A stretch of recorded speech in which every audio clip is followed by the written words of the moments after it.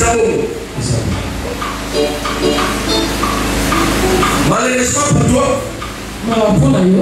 c'est ta maman qui détruit tes relations.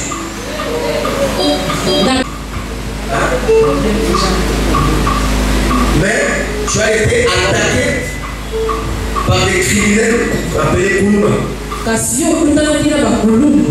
Ils t'ont frappé. Ils ont... Voilà. Oh, merci Seigneur. Merci Jésus. Ils sont allés avec ton passeport.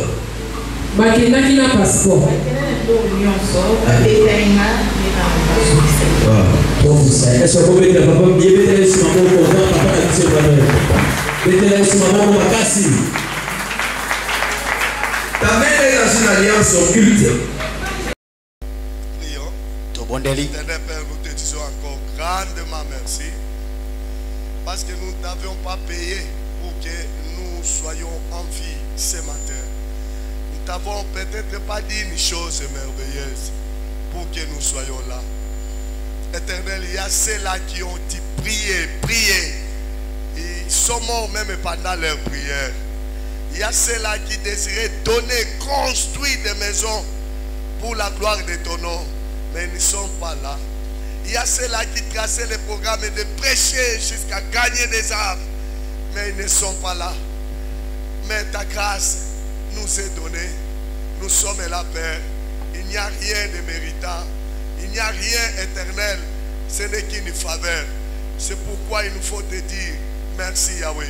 Pour le souffle, pour la santé, pour l'épargnement, pour la grâce, pour tout ce que tu as fait de nous, ainsi que nos familles. Nous te disons merci. Merci pour ce très bon moment. Tu nous places devant ta face. Tu nous places devant ton autel. Tu nous places devant les amis, les frères, les sœurs dans le Seigneur.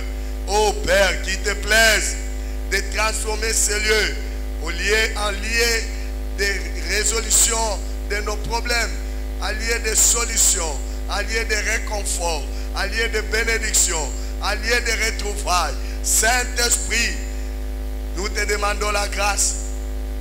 Nous te demandons la grâce. Pardonne nos péchés. Efface nos transgressions. Efface les conséquences de nos malheurs, nos péchés. Et fais de nous grâce, Seigneur, de nous tenir devant toi. Habille-nous de nouveau des robes blanches pour que nous soyons agréables devant toi.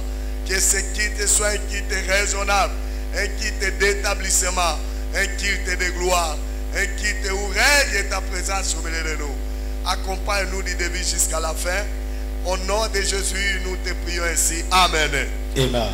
Amen. Amen. Ok, si tu peux saluer les gens qui sont à côté de toi, ne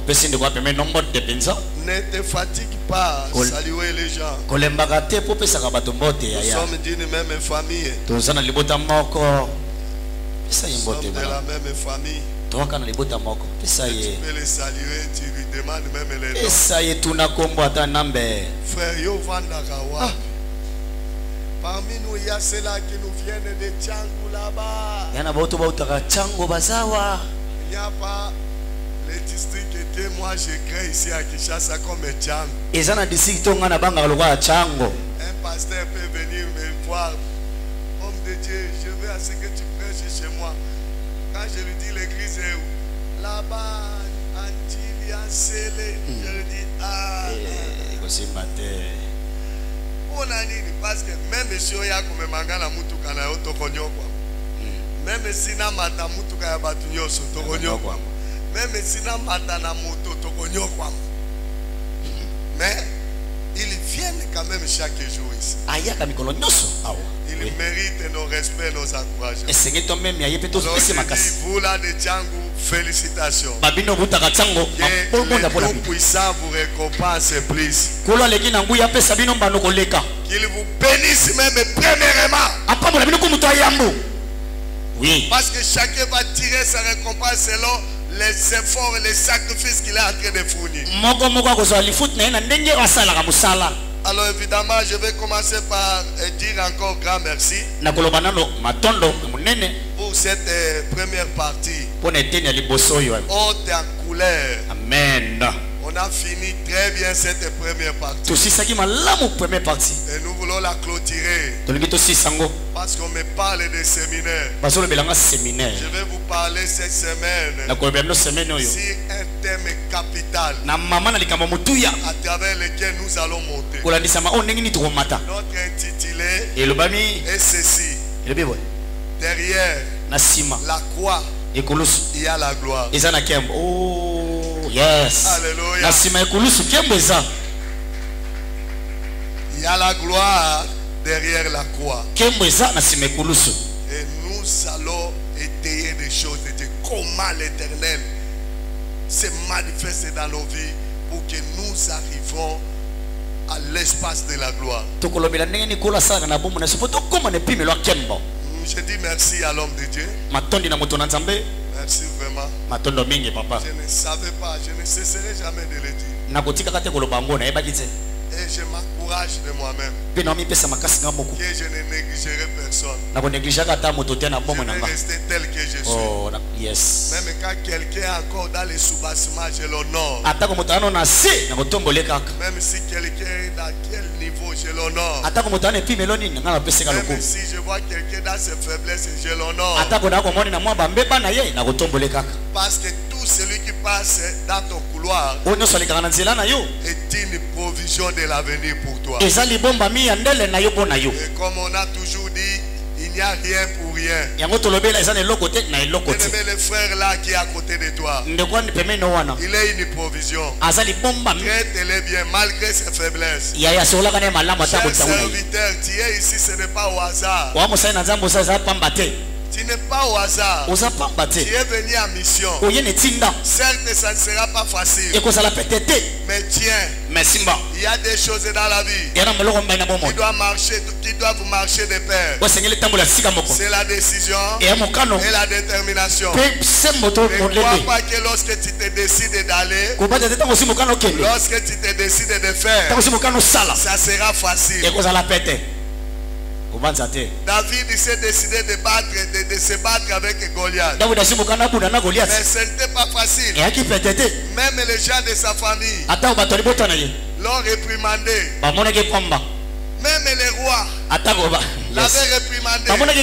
Et avec ce niveau-là, il faut avoir de la détermination. Alors je dis à un enfant de cette église, marche dans ta vie avec la décision et la détermination. Et le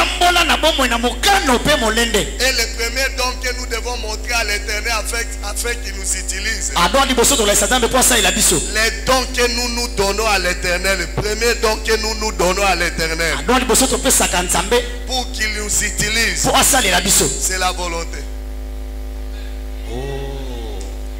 Si tu veux être grand, Pasteur Daniel, donne ta volonté. Pasteur Daniel, fais sa volonté. Oui. Si tu veux aller loin, tiens à la volonté. Dieu aime ceux-là qui donnent la volonté. Alors nous sommes en train de parler. Je dis aussi merci à tous les hommes de Dieu. Je suis vraiment bien encadré. Et je le dis même à maman là-bas. Maman, ne t'en faites pas. Il y a mes filles ici. Il y a mes fils ici. Il m'encadre très bien. Je me sens très à l'aise. Alléluia. Merci beaucoup à vous tous. Si vous n'y êtes pas été là-bas, on allait manger, festoyer en famille. Celui-ci, c'est quelqu'un de ma famille. Je pouvais me dire même que César n'a pas César. Oui. Chez nous, c'est comme ça. Il est de ma famille. Je pouvais dire chaque jour dans le bandolier pas nayo. Et cette maman allait travailler pour me faire nourrir. Mais c'est vous qui nous donnez le travail vis-à-vis de Dieu. Nous vous devons de l'estime. Parce que vous nous avez placé confiance. Et je sais que cet homme ne va pas vous décevoir. Il n'est pas un fainéant. Je connais ce soubassement. Il n'est pas un homme qui est venu de luxe. Il connaît ce qu'est la souffrance. Il va bien vous perdre. C'est pourquoi je vois à lui cet esprit-là. Et moi j'ai. Dans mon église on me connaît. Ok, papa. Yo a tozolo bato peso $1000. So to peso na poche wana. Chokotambola kako banjoka bola mutu nyonso. Partage. C'est comme ça qu'ils disent. Sikoyo tokobandanga aussi tukisayo. Amen. Yo sukutika kambongo kaka na église wana ekokata na ta 500. Et j'ai vu aussi à lui ça. Évidemment, c'est notre mentor, mon père, son père. Parce que dans notre famille, nous avons un père. Il est le patriarche Félix Pogno. C'est un homme de grande beauté dans cette république. Amen. C'est un homme qui a plus de 800 églises aujourd'hui. Et il nous a laissé entre les mains de notre mentor qui est déjà décédé. Un homme de bien. Et c'est celui-là qui nous a communiqué cet esprit-là de donner. Mon bishop Fistomba, il a l'argent dans sa poche.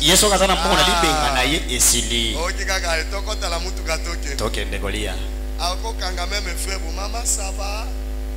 Nicolo, nazomona yo malili, ozotambola malili bondenge. Ah, papa m'a cambré kingai.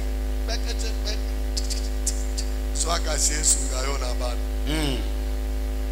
Et cet esprit nous a été aussi communiqué. Mais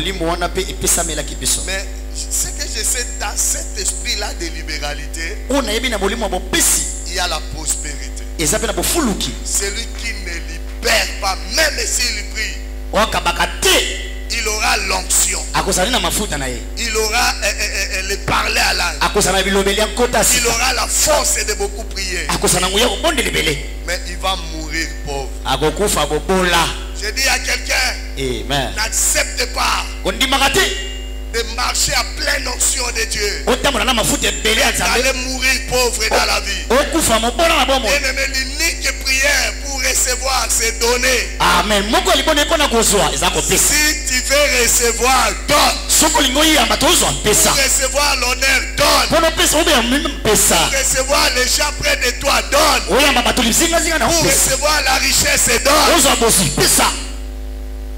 Il y a ceux-là qui prêchent qu'il y a deux voies pour recevoir. Mais moi je dis il n'y a qu'une seule voie. Les autres disent c'est donner et servir. Et travailler. Mais travailler c'est donner tout. C'est donner le service. Dans la vie maman.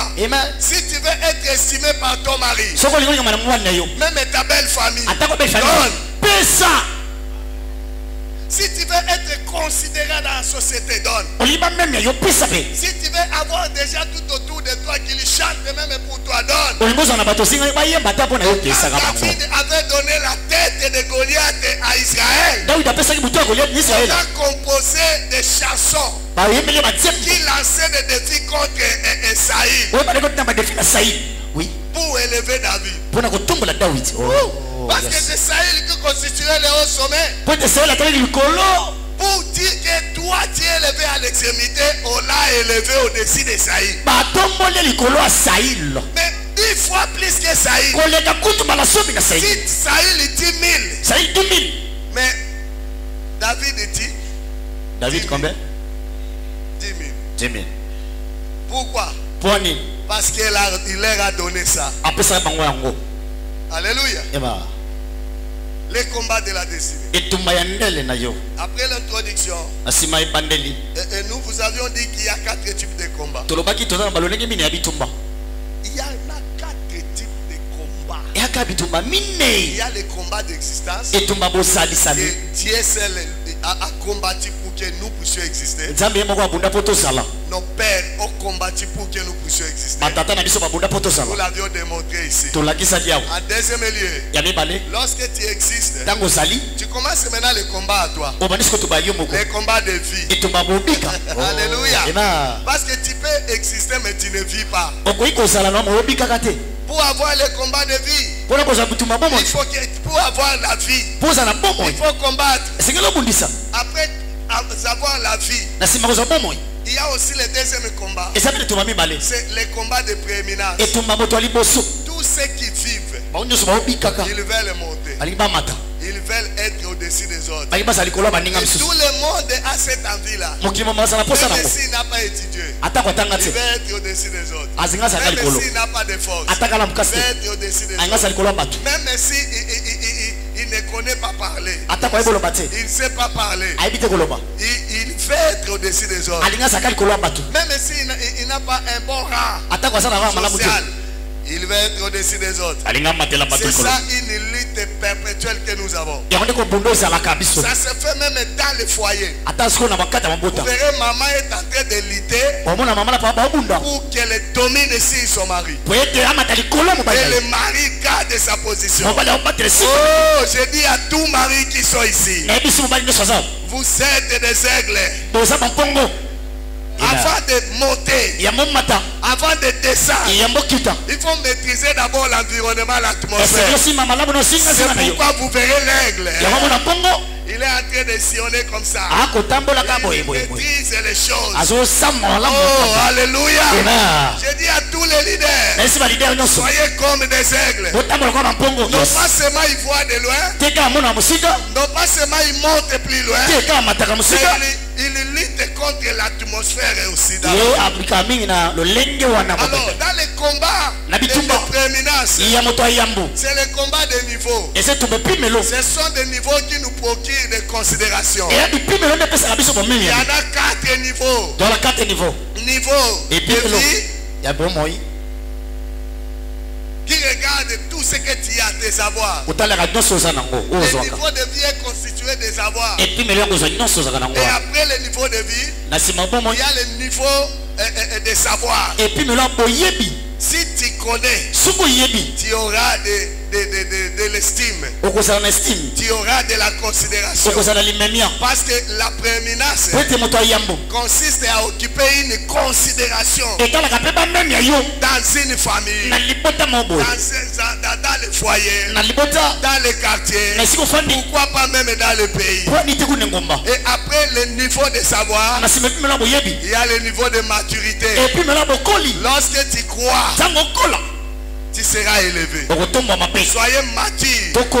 Moralement, spirituellement, physiquement, financièrement, matériellement.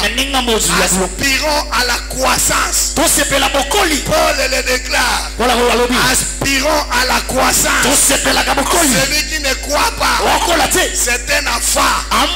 Oh, la Bible déclare, aussi longtemps l'héritier est enfant, il ne diffère en rien à un esclave. C'est pourquoi Dieu t'a toujours béni. Les hommes t'ont toujours béni. Mais tu demeures pauvre. Parce qu'il y a un administrateur qui gère tes biens à ta place. Aujourd'hui, révolutionne-toi. Monte en esprit. Monte dans la moralité. Monte en connaissance. Monte en psychologie. Et tu auras de la considération. Et la dernière, les dernières type de niveau, sorte de niveau, c'est le niveau de compréhension. Niveau de compréhension. Ce sont ces deux choses qui nous tuent même dans cette église. Et Dieu m'a révélé cela. Oui. Il y a trop de compréhension. Vous êtes de bonnes personnes. Mais c'est pendant chercher à vous comprendre les uns les autres. J'ai dit ceci. Jésus un jour a dit à ses disciples, oui, c'est ça. Bien aimé,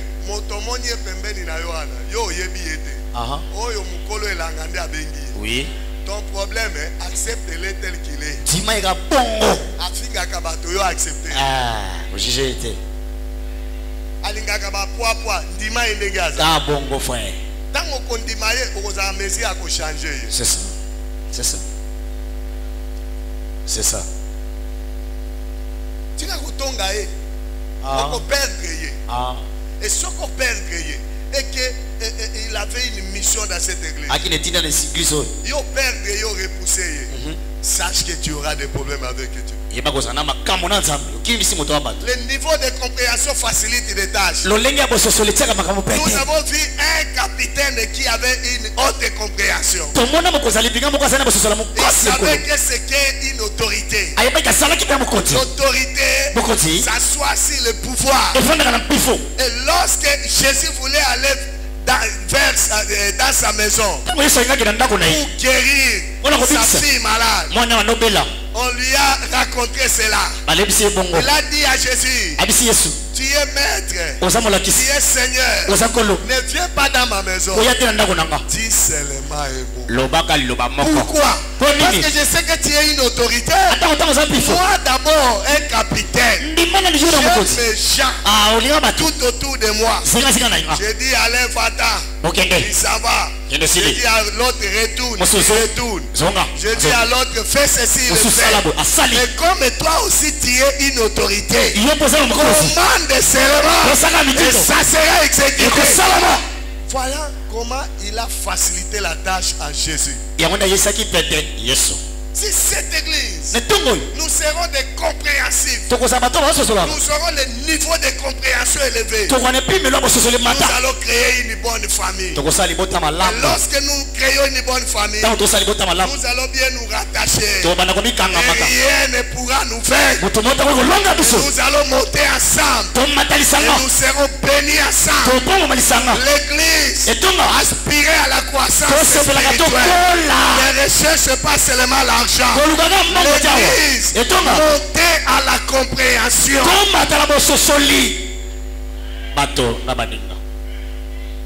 Ne viens pas ici à la recherche de négativité des autres. Ne viens pas rechercher parce que même à la télévision, c'est parce que une heure je m'en vais. Mais si on va dire on supporte. Même ça, tout le monde a trop capricieux. On le laisse. Trop capricieux. Alléluia. L'éternel m'a appris cela. Il ne faut pas rechercher le mal chez les autres. Parce que ça est belé. Soit au Isa utile pas naïe. Oui. Amen. C'est ça. Et on a battu ma boîte comme homme providentiel na bango. À cause de ma faiblesse.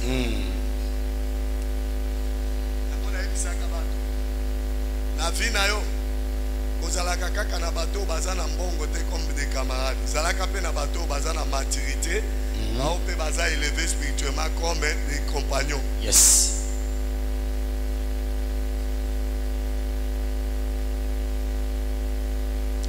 Alors, j'aimerais vous dire ceci. Il y a 4 portes par lesquelles la destinée nous donne une accessibilité élevée. 4 portes pour avoir une destinée meilleure. Il y en a 4. 4 portes. La première porte, c'est l'opportunité à saisir. Pour avoir une meilleure destinée, il faut savoir saisir les opportunités. Dans la destinée, bien aimé, il y a des opportunités à saisir. Et dans la destinée, la deuxième porte, ce sont des défis à relever. Il y a des défis que tu dois relever pour que tu montes. Et à la 4e lieu, il y a des valeurs que tu dois construire pour que tu montes. Et à la 5e lieu, il y a des batailles que tu dois remporter pour que tu montes. Amen. À 4e lieu. Wow. Quelqu'un m'a saisi. Wow, oui. Je dis bien. Bien. dis bien, il y a 4 portes. Na Bible ezana bikuke mine. Que Dieu place devant nous. Onda batsaka liboso na biso. Pour que nous puissions entrer dans la destinée meilleure. Po te tokota na ndele malamu. Évidemment, lui-même, Jésus, c'est la porte. Amen. Yemo kutu Yesu ikuke. Et je vous ai dit à l'introduction depuis les dimanches ou les lundis comme ça. Je vous ai dit ceci. Nalobaki bo. L'homme, dans sa vie, dans toute sa vie, il est en train de subir des mouvements. Moto na bomo ya sibisaka des mouvements. Soit il sort, To abimi, soit il entre. to akoti. Dans tout ce que nous sommes en train de faire. Na onyo sto salaka. Soit nous sortons, To bima, soit nous entrons. to zonga. L'homme a le désir de quitter, de sortir Moto zana boseka ko bima. dans le malheur. Na kati mbeba. Mais évidemment, il a aussi les soucis, les désirs d'entrer dans le bonheur, n'est-ce pas? Oui. J'ai dit faux. Non. Ce n'est pas probable.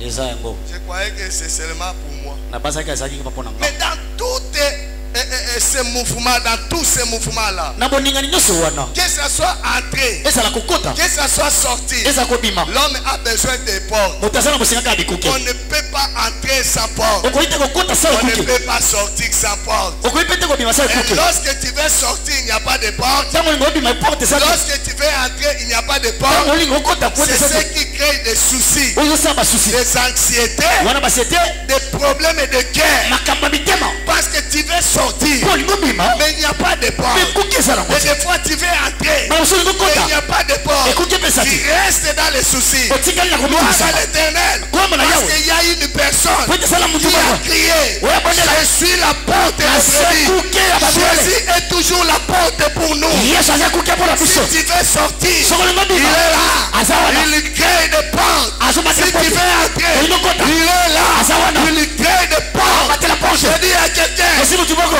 il y a une porte. Eza na kuke. Ne te suicide pas. Komi bo mate. Il y a une Ene porte. kuke. Agar plairait. Atatika olela. Croyez Agar plairait. Aga banolela. Agar plairait. Aga banokolela. Croyez que Kumona kaze. c'était la mort de son fils. Eza kufa mwana ye. Et elle ne savait pas que Ayebaki tete. elle marche avec la porte. Alata mane Et kuke. lorsqu'elle plairait, Talolela. elle s'est dit en elle-même, Awoya ye moko que ziki. je cache mon fils Amana bo mwana ye. afin qu'il meure loin de moi. Poeteza musika nanga. Parce que ça va mal me traiter au cœur. Amen. Poseka pesa musala mutema nanga. Et par là, l'Éternel a dit, Sikola lobi. Agar, Aga. prends ton fils. Zwa mwana yo. Tout le monde est au coin ici. Oluka na mwa kwa yao. Il y a une source. Eza na lisema moko. Lui qui cherchait le bidon, Yo tandole ka budon. mais cependant, on l'a confronté à une source. Okuta nini ya. J'ai dit à quelqu'un, Nasi mutu moko. l'Éternel Kolo. ne crée pas le miracle dans le départ. Asata kama ne bandeli. Dans le point de départ, Ne bandeli. il te laisse Atika kayo. pour ta croissance. Pono kola. Mais il t'attend Azelo. dans le point d'arrivée. Ana pemena C'est koma. là où il fait une route pour toi. Nesika sala nzela Pendant kona yo. que Israël plairait, Kama sala banolela. voyant que Komona kaite. la mer est là. Aye C'est muzema sa. leur ennemi. Amen biso ya. Israël croyait que Israël no banza la ete. mer, Ebale. Israël croyait que Israël no banza ete. la mer Ebale. était leur ennemi. Ezaki mongona na bango. Comme les Égyptiens Loko ba sifito. venaient derrière eux, Bano sima na et bango. ils ont commencé à pleurer. Babandi kolela. Tu nous amènes où? Ona biso wapi? Nous sommes tombés dans l'embuscade. Kokwe na dutama. Devant nous l'ennemi meurt. Libosa na biso l'ennemi. Derrière nous Ebale. l'ennemi égyptien. Kasi mwana biso mongona Je dis à quelqu'un, Kasi mutu moko. il y a toujours Eza kaka. une voie de sortie. C'est là moko kobima. Là où tu es arrivé, Usiko komi. il y a une voie. Yana zela. L'ennemi pour le moment Mongona siko. est derrière toi. Ana sima na Il yo. ne va pas te rattraper. Akokangate. Avance toujours. L'Éternel a dit à Moïse, Wala bisimo so. pourquoi ces cris? Wala niko ganga. Quitte à ces gens. Yemsa bato. Cessez de pleurer. Ikolela. Parce que les Égyptiens là, Pote bangula vous yo. voyez aujourd'hui, Komona lelo. vous ne l'aimez pas. Komona ka bango te. Ne vous occupez pas de ce qui est derrière vous. Wala weza sima na bino te. Toi avance. Tu n'as pas encore foulé le pied à la mer. Olingi to ya tabakola mai. Mais tu es là en train de pleurer. Yo so le laka. Prends la verge. Wala mai. Car ce n'est plus ta verge à toi. Pote zatila yo C'est mesa yo. moi-même qui me suis incarné dans ta verge là. Yo mona tsela kata lingi nango. Eza na batu bazala nzambe me bayebaka te ke bazala nzambe. Oui. Oui. Ata ndenge oyebisaka bato naza na nzambe. Me yo moko na motema nde oyebaka te ke oza na nzambe. Mokolo koyebaki oza na nzambe okobanda osala mosala oyo etaisi ke oza na nzambe. Oui. Dans l'ensemble, il va marcher. C'est ça. C'est ça. Eza bayuma bavandi na kati ya christianisme. Bayuma. Christianisme eza monde ya bato bafungwama. Bato ba communiquer na bozambe. C'est la semaine où vous découvrir. Amen. Évidemment, l'Éternel m'a placé pour révolutionner les gens. Kula tsenga pour révolutionner. Ngande musala ngana na yandu kisaka mutu. Ah, yandu kisaka. Pour qui se communique na bala Yesu. Yesu nangai, Yesu. Mais Yesu angozo sa neni. Ah. Je vous ai dit époque otoza, eza ko ni saka batute ke nazana Yesu. Aha. Eza ya ko sala musala o etali siki ozana Yesu. Amen. Tala mutu o ya yebi ki azana nzambe a provoquer. Oui. Un père là qui se cache. Il ne provoque pas. Moïse, prends la verge à toi. Avance. C'est-à-dire Moïse, a commencé à t'en été pasteur. Et ça, na bateau ba mone la kakobanga musika. Ndenge na ebisa kibinoa. Nazaka langai pour Esther était. Na maloba wana loba. Esther a gêné ça batu pamba 3 jours à la tibaba sandre tout ça pamba pona kiyuma. Kiyuma. Est-ce que nani ebisa ki oke loi wana? Oyo il faut mutu ake ndomona roi, il faut roi benga etalio. Ba protocole chaque jour kwenda vutuka na biro roi. Bato a musala kwenda vutuka, ba secrétaire kwenda vutuka. Bongo yo eteni ya panzi na ye. Atayo moko. Esther, on dit biso na gêne pourquoi to gêne po yo komawa. Kota na musala engagé. Moi j'aime les gens qui engagent. Na moni nulle part. David depuis a moni Goliath. Tina ndenge ate ko bundala Goliath abi oh Jésus. Seigneur rakakakakaka. Ozanangate. Il savait que l'onction est sur moi. Celui qui a onction, il engage. Si vous êtes engagé, c'est-à-dire vous comprenez que vous avez onction. C'est ça. Tu dois engager. Il est temps d'engager. Et combien de temps engagé? Oh, moi j'aime moi na wana bobenga ke moi na kili. Moi na kili. Ngala benga kae moi na fungwama. Idée. Teme moi na fungwama. Papa na biso bozueleka. Ye moko na voyage akate. Akangama 6 places. Mais la face avec et pas la vision richesse c'est ça. Oh ceux qui ba kaboli portion nanga pe komi munene. Tikana zo yanga na ke no beta nango ba filer. Na yebela. Joto enyololo. Joto e bongo.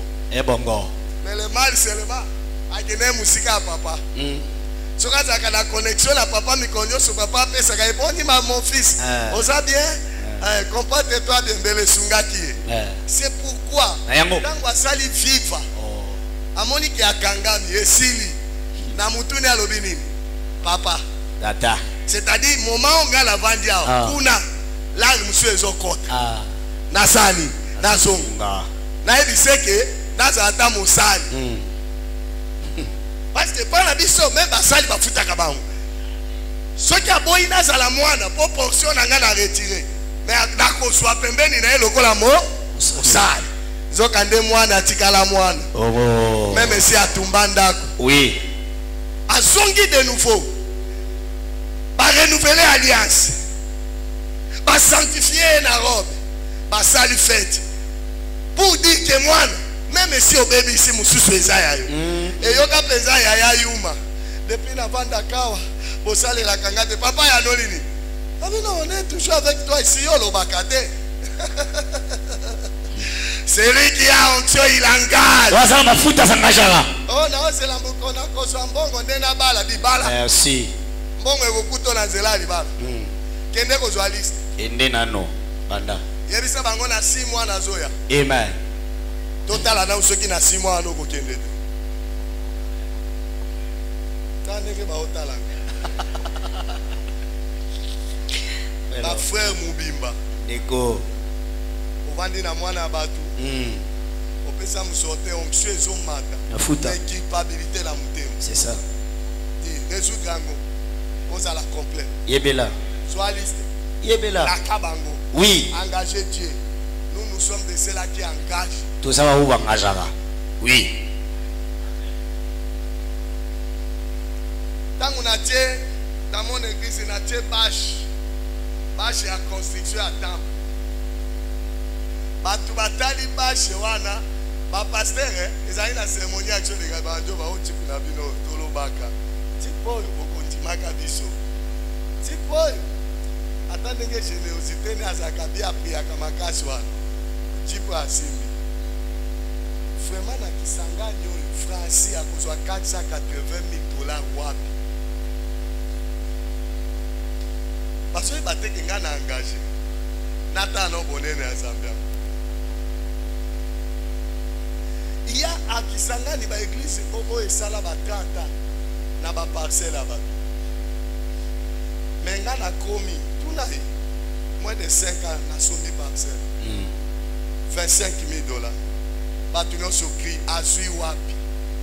Moto na bino otala yebi. Bien aimé, nga na okufa te soki na utiliser nzambe na ngate. C'est ça. C'est ça. Yenda benganga. Oui. Il faut na salisa musala. Ouais. Alléluia. Amen. Mais cette porte-là, Jésus, il crée tout autour de nous des opportunités. Lisons rapidement, lisons rapidement. Ecclésiaste.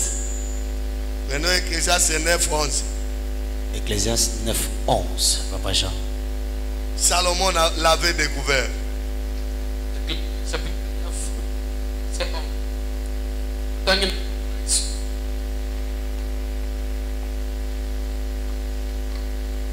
Toute l'église de votre festin de vous. Je lis dans le livre d'Ecclésiaste chapitre 9 verset 11. Je lis au nom de Jésus. J'ai encore vu sous le soleil. C'est Salomon qui a vu. Il a fait le constat. Il a conclu que sous le soleil, que la course n'est point aux agiles, ni la guerre aux vaillants. Mais on commence à abîmer le abîmer le troisième et le quatrième. Mais à qui makas. Ni la guerre aux vaillants. Pour la colonga bitumba, à cause de la vaillant. Il y a des vaillants aussi qui tombent dans la guerre. Ni les pains aux sages. Pour soit solo et sengelitos à sage. Ngana sage. Ni la richesse aux intelligents. Ni solo bilei ezapona bato amaele kaka te ezapona bato kaka ya sagesse te. Ni la faveur aux savants. Ko soit faveur ezakaka pona ba savant te. Car tout dépend pour eux du temps et des circonstances. Dans ta vie, il faut maîtriser ces deux notions. Amen. La notion du temps. Quand on parle de temps, on voit la saison. Tout dépend de ta vie de saison. Toutes tes saisons n'est pas la tienne. Il y a ta saison à toi que tu dois bien la gérer. Tout dépend pour être du temps. Quand on parle de temps, on voit la saison. Tout dépend pour être des circonstances. Yes. Quand on parle des circonstances, on voit les opportunités. Amen. Si vous pouvez vous asseoir. Bien aimé, Salomon l'avait découvert que dans la vie, être belle ne suffit pas. Il faut savoir gérer ta saison. Parce que lobby, okobanda kobunda na ba putulu kotiane longi. Tili. Kobamba bamba. Putulu. Kobamba bamba. Parce que saison na yo, on maîtrise qu'un moto sali blague. Même les hommes sages nous disent qu'il y a l'âge des fleurs. Batabanya babisa pe na mobu ya fololo. Oyo osisi kaka kosukolo komi no kitoko. Ato sopika ke lambo za kitoko. Olata ya munene oza kitoko. Olata ya kokanga oza kitoko. Osopa boy oza kitoko. okanga ndenge ne oza kitoko mais ça na âge oyo soko kangi suki ya maboko ekobanda ebanja Ilo. Yes. Nous okokanga suki ya maboko lisusu te. Yes. Maîtriser la notion de saison, maîtriser la notion d'opportunité. Amen. Tout autour de nous, Dieu crée des circonstances pour nous élever. Les circonstances peuvent être très mauvaises devant nous. Mais cependant, dans ces circonstances-là, il y a une opportunité pour toi. Je dis à quelqu'un, prends ta beauté là, prends ta force là, prends ton intelligence, prends tes connaissances, associer l'esprit de saisir l'opportunité. Et tu seras grand. Il faut être attentif aux opportunités. Oh, comment? Les opportunités nous paraissent comme des guerres. Mais dans cette guerre-là, il y a des faveurs. Il y a ton élévation. Il y a ton élévation, je le dis. Tu peux être agile. Tu peux être voyant, intelligent. Tu peux être savant. Tu peux être fort, licencié, professeur à l'université. Mais si tu ne sais pas saisir les opportunités, tu vas rester ordinaire. Dans chaque événement ou circonstance, il y a des opportunités à saisir. Des occasions en or pour notre élévation. David l'a demandé. Alléluia. 1 Samuel chapitre 17, 22. David a demandé. 1 Samuel chapitre 17. Et nous allons avancer un peu. Et aujourd'hui, j'aimerais qu'on établisse les gens. Amen. Prophétesse Nangayo. Prophétesse. Le premier jour, quand je me suis levé ici, il a vu le feu. Moi. C'est-à-dire, je suis la solution. Pour ceux-là qui sont refroidis. Mais ce n'était pas le feu seulement. Il a vu une couronne. C'est-à-dire, j'ai la grâce royale. Or, ce ne sont que ceux qui ont la couronne qui établissent. Et à des reprises, maman pasteur ici, aouki koko sate, maman na ajo, aluki mbongo te, ayebi pengate. Alandinga tina biwa lubi na oki na zangi kimia. Lelo lisusu na moni eloko na monaki dimanche. Papa tika na ebisayo. Et quand elle parlait, moi je voyais la mission dans ça. Amen. C'est pourquoi Dieu a révélé même au pasteur qu'il y a le travail de 14 jours. Et je sais que je suis ici pour quelqu'un. Si tu seras attentif à mon passage, ta vie va changer. Amen. Tala, nana yebi mosa na nzambe moko aleka na église na biso. Pe vie na ngai changer tile. Vie na ngai changer. Et ça prophète oyo Emmanuel Lumbu. 2003 comme ça. Finanga et Chacha. Nazaka interprète. On a commencé seulement à prêcher sur le monde des champions. Et il a prêché pendant 10 minutes. Il s'est tourné vers moi. Ce qu'il m'a dit m'a révolutionné jusqu'aujourd'hui. M'a fait remonter. Et aujourd'hui, nous allons établir. Et pendant la semaine, nous allons vêtir les gens. Amen. Amen. La grandeur se cache dans l'établissement. Qui t'a établi roi? C'est pourquoi Jésus a dit, l'Esprit du Seigneur, c'est moi quand Dieu m'a. Ouais. Parce que le monde, quand il voit ta grandeur, il cherche maintenant qui t'a fait ça. C'est pourquoi les parents sont mieux placés pour établir leurs enfants. Et aujourd'hui, nous allons t'établir. Alors, lis, frère. 1 Samuel chapitre 17, verset 21. Yes. Verset 22. Amen.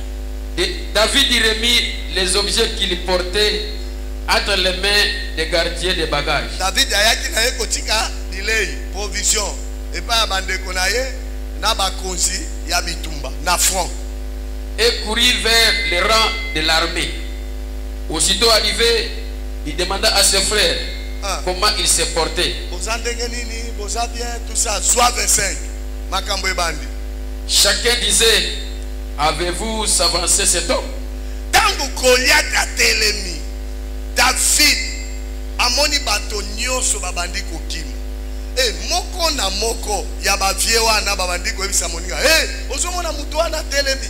Kuzo kande abinisi bango boye pendant 40 jours.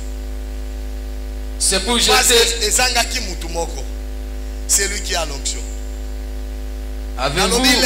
C'est lui qui a l'onction. Amen. Chacun disait, avez-vous vu s'avancer cet homme?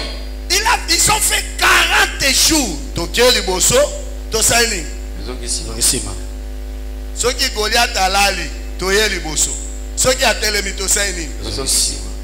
Mais toi avance à côté. C'est pour jeter à Israël un défi. Il s'est levé pour jeter à Israël un défi. Mais relever cela. Un défi. Papa, qu'il s'est avancé. Si quelqu'un les tue, le roi les comblera des richesses. Et loko oyo ezalaki ya makasi pour David. Ce n'était pas Goliath. D'abord tikana ebisabino. Oh, tokende kaboma Goliath monguna ya vina bisote. Goliath azaki munguna ya David te. Goliath azaki munguna ya Saül.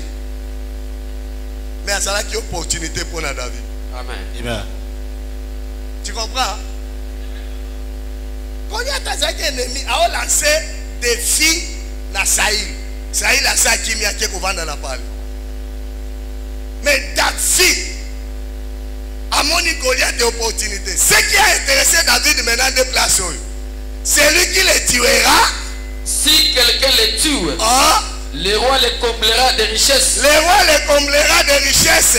Deuxièmement, il lui donnera sa fille. Il lui donnera sa fille. Yangonde zo simba David lui comblera des richesses. Oh, Sambe.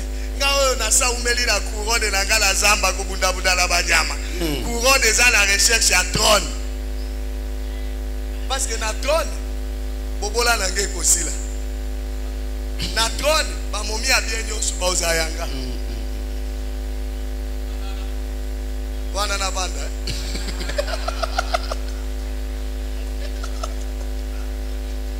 Soko ke na village ko eba likambo. Basi nyoso ya malonga soki bazokota kana na village. Moto anga pusa loka bato. Okubunda na wa. To bombela yo. Bazokumba kaka ye depuis na ante. Inde tie pa ya kwa babi o ya bien nyoso za ya nani. Yawa. Oui. Pona nini? Po azana trône. Na trône ozali libre kozwa ndenge olingi. Évidemment moi j'ai un métier. Oui. Yoka. Il y a des onctions. L'onction sacerdotale est bien contrôlée. Biso ba sacrificateur, koli a boité, kosala boité, kolata boité, oyo nzamba lobi to lata nde tozolata. Apesi biso modèle. Mais quant au roi, modèle exact. Roi mon côté azana modèle parce que roi asala ka trône na e selon fortune na e. Yango kotanga na Bible afandi na trône ya or. Afandi na trône ya bois acacia. Afandi na trône mutu na mutazo sala trône na ye. Pourquoi? Parce que l'onction royale c'est l'onction de réjouissance. Amen. Mafuta beaucoup mais mafuta beaucoup c'est sacerdotal c'est l'onction de sacrifice. Oui. Et bongo yo zanga nzambe olingi kaka vi mombende. So balobi jeune raison. So babito ya veiller raison. Mais mamuko babito la ta veste to kende pique-nique. Ah yo pensa fin. Pique-nique. Non, sacrificateur, il faut un esprit à sacrifice. Yes. Alléluia. Amen. Mais l'onction royale nécessite le trône. Sacrificateur a un trône. Sacrificateur, onction naïe, et hommes maïs dans sacerdoce. Or, nous sommes ceux qui travaillent dans les sacerdoces en état debout. Sacrificateur avant d'arrêter. Quand Moukola commis par Kandé avant. Parce qu'il a cédé. Mais roi jamais à Gérakabatou debout. Il est assis. À Vimbi na trône. Parce qu'il y a tant Moukou Anaya Moukongo, il faut battre là. Et puis avant de na trône, Mamoussou soit au sani. Il y a tokate biso toto. So comme na trône, batu ba otoke la yo. Roi avant daka. Batu ba zotoka, mais yende akozwa portion munene.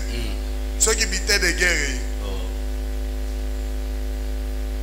Wazana mato ya koyoka. Ayoka. Wazana motema ya kobomba. Abomba. Je vais te révolutionner, bien-aimé. Ce qui a intéressé David, c'était ce qu'on allait donner à celui qui va battre Goliath. Il a vu en Goliath ce que lui cherchait. Il marchait avec la couronne à la recherche des trônes. Et lorsqu'on lui dit, celui qui va battre Goliath, il sera récompensé des rois. Le roi va le combler de richesses. Le roi va lui donner sa fille. Et n'a côté déjà la trône. Tu peux avoir l'onction. Mais aux anguilles porte à Coco Maïska trône. Oui. Frère, c'est ça. C'est bongo. Aussi sa classe. Au Yekolao, droit international public, droit international, tout ça. Mais tu sais quoi, droit international, non? Au commis Kobeta. Oh, côté Kamatembele.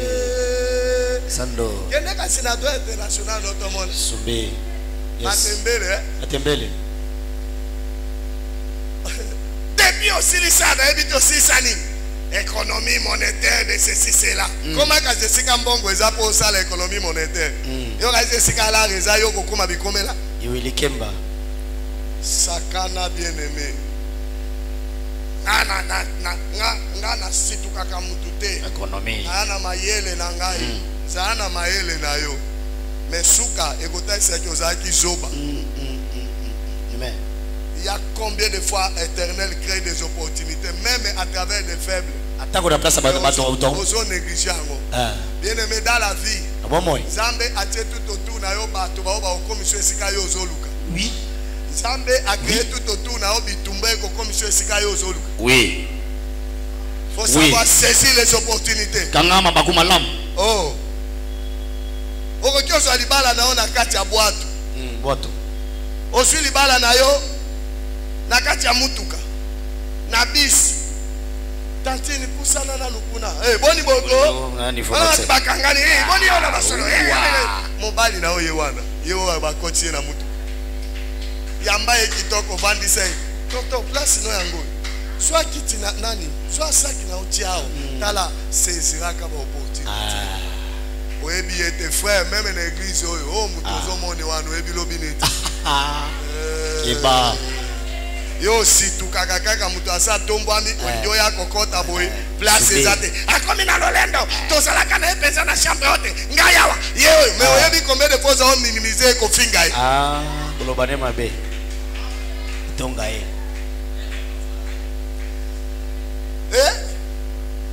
ndo banjo komele kanisa ta ndenge tozaka na ona eglise moko mais tozaka na malamu yo za considérenga tande ko za ko finga finganga na lobi na ndeko mwasi moko ndeko mobali moko tika kusaka na batoto zabo ato moni azo ya makolongulu considérer oyebi lobi na ete oh la la na longwe la ngala longwe alongwe alingi yango te. Alléluia. Ça peut commencer mal. Accepte de souffrir à côté des autres. Je mérite. Rite a vie à Naomi spirituellement et non pas physiquement. Naomi a tout perdu. Physiquement, même pas la beauté. Même les boumouelos. A comme il a avancé en âge. Fait là qui et l'amba à veuvage. Ah, pesi bango occasion lobi bozonga na mabota na bino. Bino bozana nubana okende kobal. Rita lobi ne m'empresse pas de te quitter. Même si tu n'as pas d'argent, même si tu n'as pas d'élégance, même si tu n'as plus de force. Mais je vois à toi trois choses. Un, tu as une adresse. Là où tu iras, j'irai. Deuxièmement, tu as des gens derrière toi. C'est-à-dire quoi? Ton lien peut être opportun dans ma vie. Aïe. Ton peuple sera mon peuple. Il a vu à Naomi. Même si lui n'a rien, mais il a les gens à côté de lui qui peuvent faire du bien dans ma vie. Et à troisième lieu, ton Dieu sera mon Dieu. Moi je suis Moabite. C'est ça. Je suis déjà déclassé de Dieu. On dit officiellement. Mais toi tu as un Dieu, même si tu n'as rien. Tu as un Dieu. Ne me presse pas de te quitter. Ton Dieu sera mon Dieu. Là où tu iras, j'irai. Ton peuple sera mon peuple. Mais yo tala kabato soka la vie j'étais mon bandier likolo tina c'est soulier. Na éviter ma walanga. Yo kozo mona yo kokanga. Olibabe. Wala kutaka cher. D'abord ma futa langa ka kezala ka 150 $. Ouais. Kit complet. Ouais. D'ailleurs zokande même elambo là tu as nos défis. Ah, un bateau. Mais ozo bois que ça va champion à l'eau. C'est ça.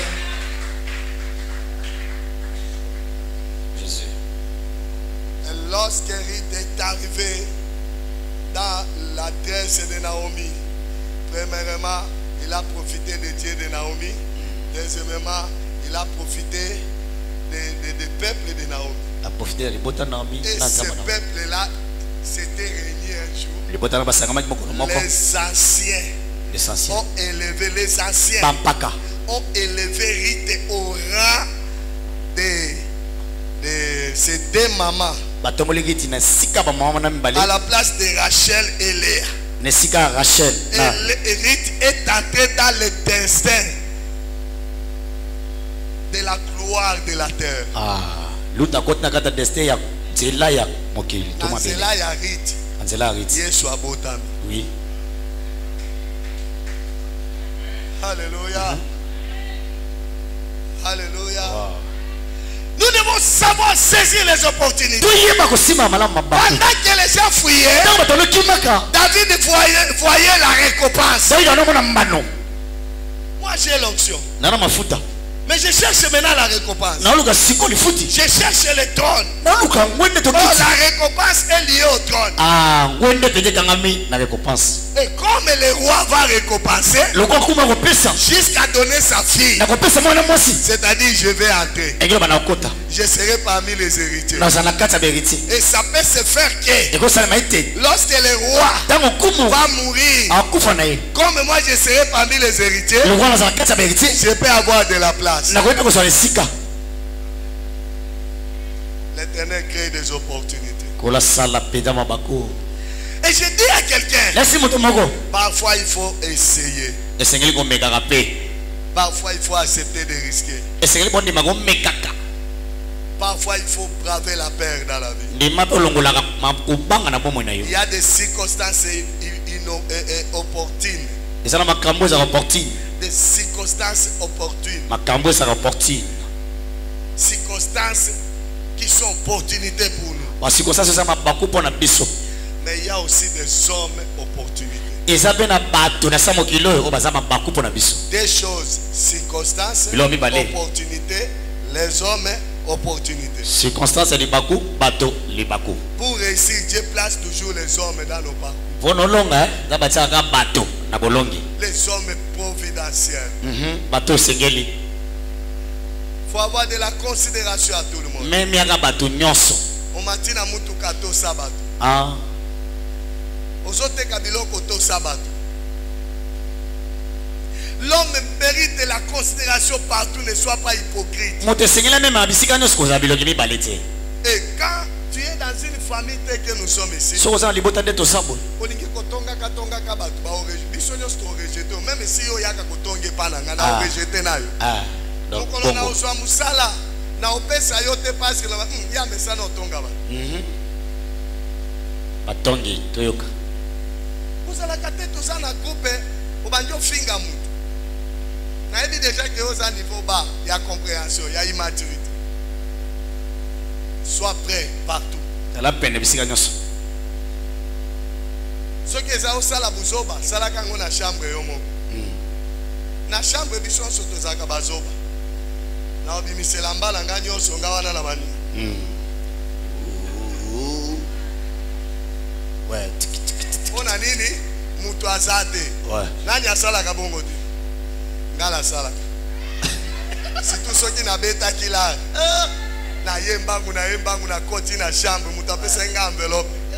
Wana mbala boso na bimisi na obilamba. Na zui na poche na bimisi. Na fungoli $1000. Na saini na beti shite likolambe. 1000 balles. Mutu aza Te. Des fois na kangi porte pour maman pe akota te. Ayo putate makamuna osa kuna. Oh yes. Mais soko bimi libanda. Fa ta personnalité. Oui. A dit à celui qui est à côté de toi dans ta vie, démontre de quoi tu es utile à mes côtés. La kisa na bon mono oza motuye na pembeni nanga. La kisa ka. Quand c'est ta faiblesse à toi, Bomba botauno na mais yo. démontre-moi chaque jour de quoi tu es utile pour moi. La kisa mi kondosa na Parce que ndino za lorsque kotokona. je serai élevé, Taona tomba. je vais attirer ceux qui seront utiles. Na kobenda boba za motuye Et pembeni nanga. David, lorsqu'il a accédé au pouvoir, au trône, Tango David asandimi il buva. a attiré seulement ceux qui étaient utiles pour lui. Abendika boba za ka Il motuye les a akona. élevés. Atumoni bango pe. C'est mon tour, Oui. prie maintenant. Prie. Bondela siko. Nyonso yo ki abondelela. Siko nazo lukelelo prière. Nazo lukela moto moko prière. To bondela. Ngamoko na oyemba zembo yo prière kaka. To bondela. Nazo lukela moto moko prière. Ye moko pe ya ko bondela. Koti nangonga ya mabondeli e. Ngana ko lukela moto moko prière. Mon copé abondela, abondela, abondela, abondela. Nazolu kela moto moko prière, nazoui prière. Merci Seigneur. Attendez. Fais-nous des hommes matures. La biso bato bakola. Fais-nous des hommes compréhensifs. La biso bato basosola kana pete. Donne-nous de la connaissance, pouvant nous donner le pouvoir. La connaissance donne le pouvoir.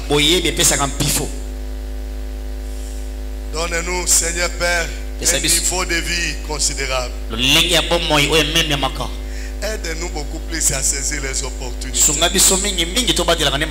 Et pardonne-nous autant de fois que nous avons rejeté nos opportunités. À cause de manque de décision et de persévérance. Seigneur, qu'il te plaise encore de nous retourner dans nos voies de destinée. À travers cette connaissance, nous allons bien marcher. Nous avons toujours prié, croyant que la prière suffit. Or, il y a encore des choses à faire pour accéder à la grandeur. Aide-nous, Seigneur Père, au nom de Jésus-Christ. Isaïe 52, premier verset. Nous allons descendre. Il dit quoi? Verset 1. Réveille-toi. Réveille-toi. Réveille-toi. Réveille-toi deux fois. Réveille-toi. Réveille-toi. Tu pries là-bas, là où tu es. Que l'Éternel te donne l'esprit de réveil. Parce qu'il insiste à des reprises. Réveille-toi.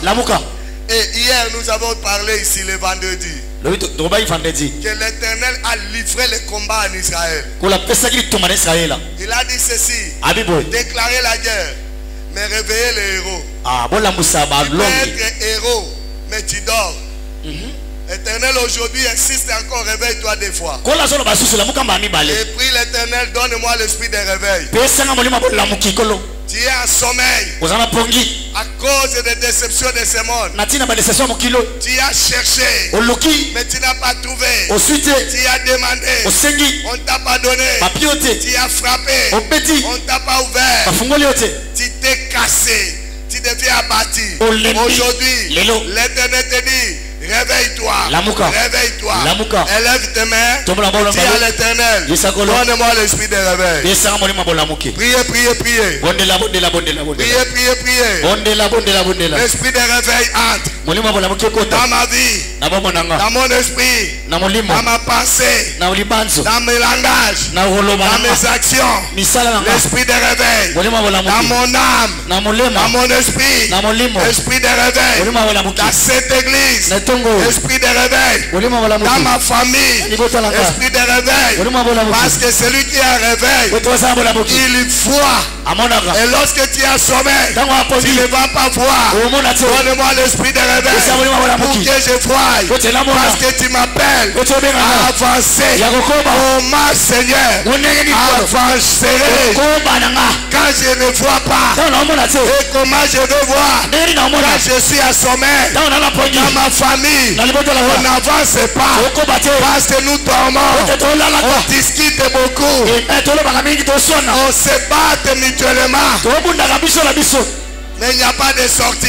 Etela mobimi. Donne-nous l'esprit de réveil. Pesa so molima bola muki. Donne-nous l'esprit de réveil. Molima bola muki. Esprit de réveil. Molima bola muki. Au nom de. Jésus. Au nom de. Jésus. Ok. Deuxièmement, il dit quoi? Libala babini. Lorsque tu te réveilles, Tango la muki. Rêvez ta parure. rêvez ta parure. Lata. Lata elongi na yo. Amen. Lata aspect na yo. Je te dis aujourd'hui, la prière que nous allons faire, c'est inspiré de Dieu. Amen. Et l'Éternel m'avait communiqué cette prière. Yes. C'est pourquoi je viens aujourd'hui comme un lion. Na elo kwa nkosi lelo. Ah, bien-aimé, saisis cette opportunité. Simba libakoi. Mets-toi maintenant debout. Tema sikolokolo. Dis à l'Éternel Yesu kalo. d'enlever la mauvaise parure. Bien-aimé, le monde spirituel, c'est le monde des signes. Bazui elongi amalamu, babotolio, bazui amabe batieyo. Nandengo zalakawana, oza yote. Mais nzamba ebisi siyo. Alobi lata elongi na yo. Parce que nalingi na sale loko. Yoka bien-aimé, ezana ba bonheur nzamba tindi maison mona yote. Parce que adresse na yo va changer ango. Soki balobi réveille ta Paris, c'est-à-dire ozaki na elongi na yote. Oh, premièrement bandako bimisa elongi ya libabe, elongi ya matanga, elongi ebenda aka malheur, ba maladie, ba négativité. Elongi eza signe. Elongi eza signe. Elongi ya malamu eza oyo eza ko attirer. Elongi ya mabe eza oyo repoussaka bolamu mpe atiraka le mal.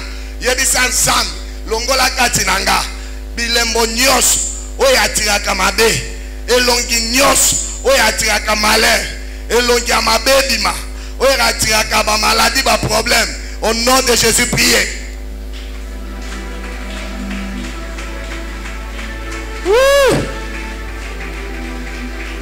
Elongi ta Paris n'attire point le bonheur. Alléluia. Réveille ta Paris. Enlève de mauvaises paris. Oui. Osimbi ata elongi. Osimbi basigne à vie. C'est ça. Ce sont des prières qui nécessitent des mouvements. Oui, j'aime ça. J'aime ça. Oui. Oui. Réveille ta Paris. Au nom de. Allez, si vous banda kolate elongi ya sika, elongi ya gloire, elongi ya ko attirer bénédiction, faveur. Zamba paix sa gloire de elongi na yo. Elongi ya kembo. Potifar atali Joseph. Alors dit, moi na nini kitoko boy.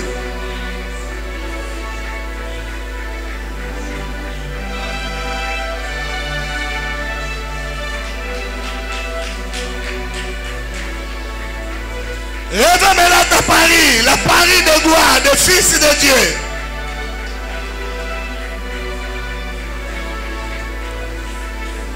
Oui. Oui. On descend, on dit quoi? Rapidement, papa. Rapidement. Rêver des habits de fête. Rêver des habits de fête. Amba. C'est-à-dire, sur le là, t'es lamba ya fête. C'est-à-dire, Azaki ne lamba anine. Azaki ne lamba anine. Bien aimé, et lamba, et talisaka et tayamutu. Yo la t'es lamba matang. Yo l'ingito est là au fait. Et lamba, et ça attitude à mutu. Et lamba, et ça vie à mutu. Lelo, tozo banda kolongola. Na bomo inabiso bilamba nyoso ya matanga. Bimisango. Liboso la te lamba a fait. Ceux qui balobi la te lamba a fait, c'est-à-dire baningi va établir. Lelo eza matinée à rétablissement. Il y a des sans de lamba nyoso ya matanga. Et lamba nyoso. Oh, et même na mabe ya mawa et lamba ya putulu. Bien aimé, Bible lobi na Jean, Yesu alataki lamba ya pourpre. Et lamba ya pourpre, et lamba ya malheur ya sande. Nde alati na ekulusu. Tango bazo kende ko bomae, balati si yango. Alati yango na ekoti ya nzube. Soki alataki, eza pour ke biso to late lamba ya gloire. Longola bilamba dioso ya matanga et lamba ba négativité au nom de Jésus. Prions.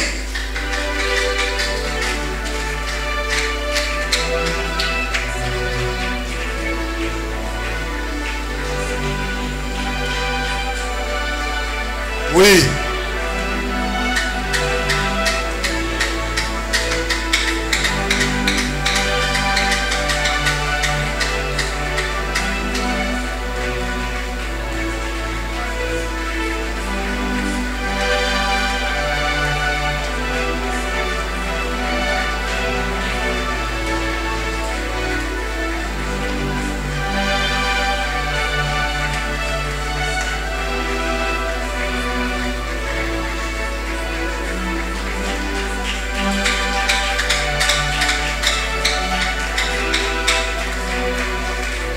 Allez lata siko lamba feti lata banda likolo na tsuki na elongi na bilamba na tolo na panzi na makolo na sapato.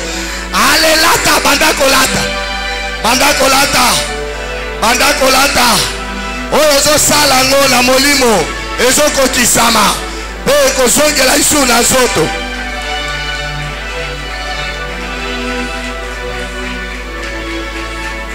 Lata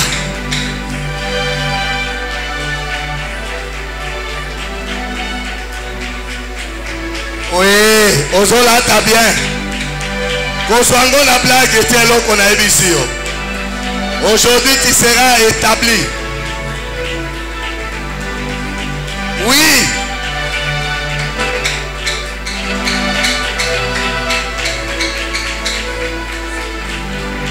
Oui. Lata.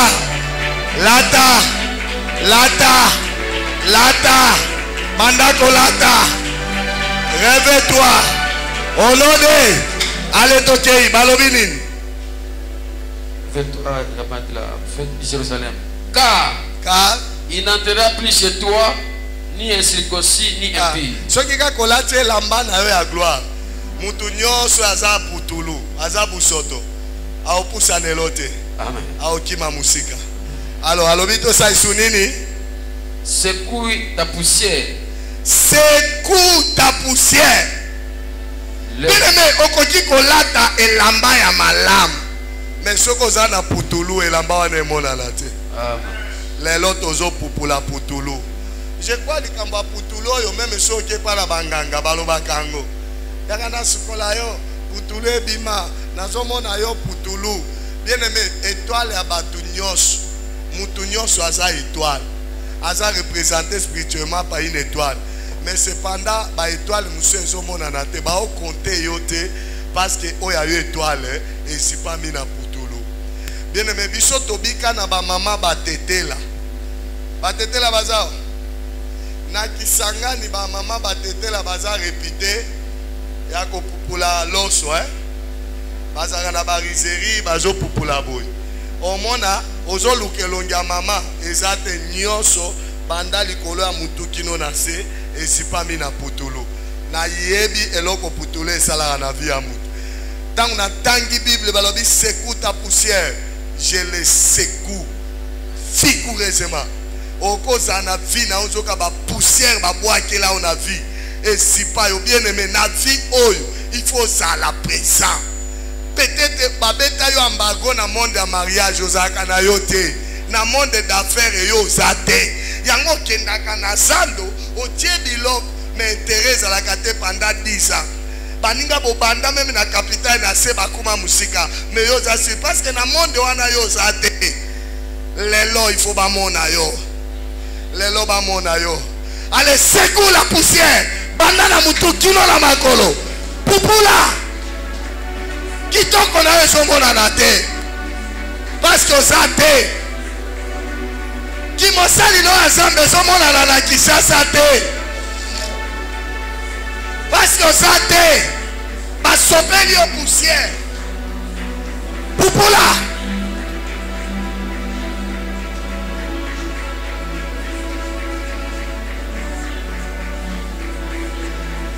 Pour la poussière, bandana matambi na yo, na zoto na yo mobimba. Ozo mona na te.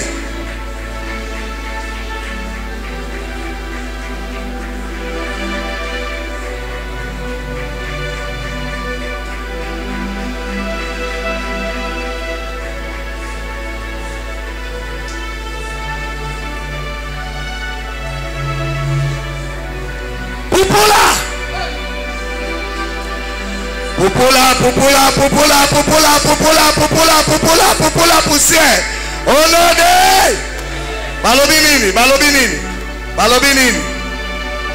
Balobinini.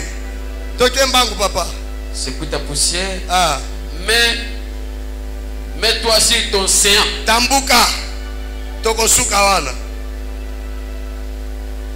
Nase balobinini. Détache les liens de ton cou. Détache les liens de ton cou. Et on a batebele, liboso zalaka bielelo bandi souffrance. Oui, c'est parce que provision eza na nzela singana yo na molaya singano esili. Amen. Yango komi kobenda na makasi omoni ndenge tabasalaka. Zobenda nde azui mwa muke. Parce que provision eza na clôture na yo esili. Po okoma musika, il faut ça nini? Détache les liens de ton cou. Dengue ozo déclarer lelo. Singalange katani. Ozana poso kende musika. Mais yo suka kakaka na aveni. Ozana poso kende musika. Mais yo suka kakaka na capitale wana. Lelo kata singa. Au nom de Jésus. Kata. Kata. Kata. Wana posa ministère na yo kende musika. Koyemba na yo kende musika. Mais on a 4000 parce que on a basika na kingo.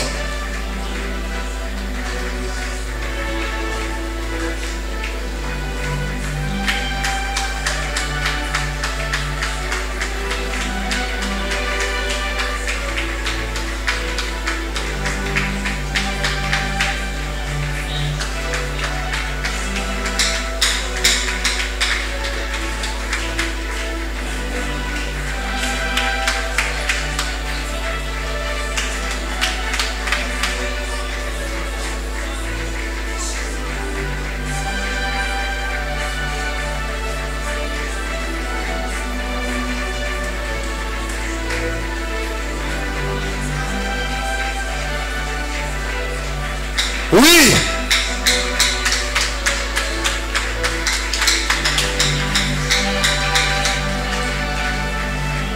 Oui. Kata basinga. Bima na basinga efani. Na balie na bachaîne.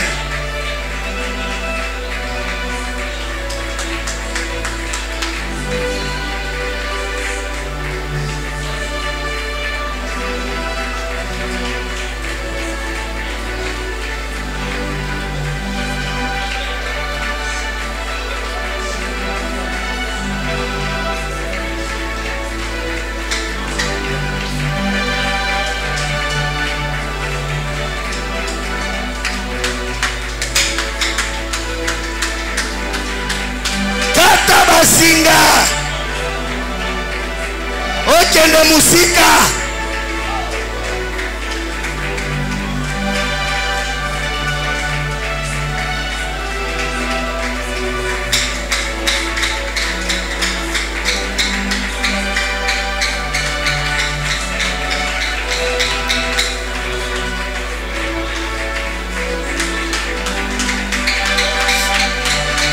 Oui. On doit déclarer l'abimi na bali à famille, lié à venir. Et si kayo fanda bali ya batoana, venir au fanda, quartier na yo bima. Na ba force à coutume, balié du sang, na kati, ba kasho batianga na bimi. Au nom de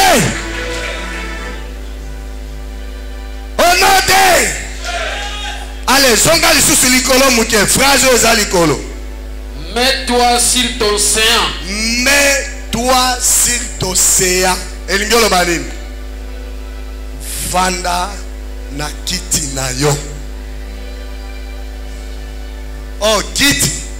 Il faut bapesa yo. Ozoyoka? Kiti il faut basani.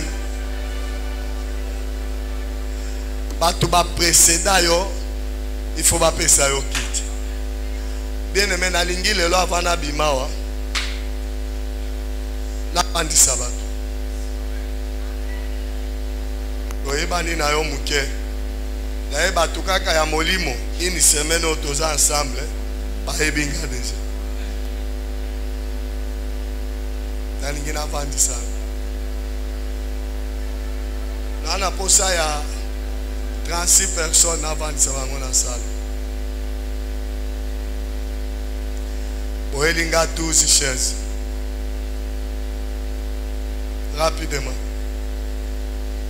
Na ovandi salle. Zambe oya itablinga. Zambo ayebisanga na pesion mission. Kende pa ya batu bazolela. Vanda batu ba onyokwama. Batu ba onyokwama. Na pesi bango na maboko na yo po sepelisa bango bana doa ya kosepela tandelanga 12 chaises wa na posa na vandisa bato na posa na vandisa bato. Ok, c'est ça. 12 chaises. Tant que 12 chaises, j'ai besoin de 12 personnes, $100 qui ne vont dans la chaise. Nazalanga ebele akolobate soko pesa ngolelo soko ko pesa na kati ya semaine menga na ebiso que je suis établi pour établir.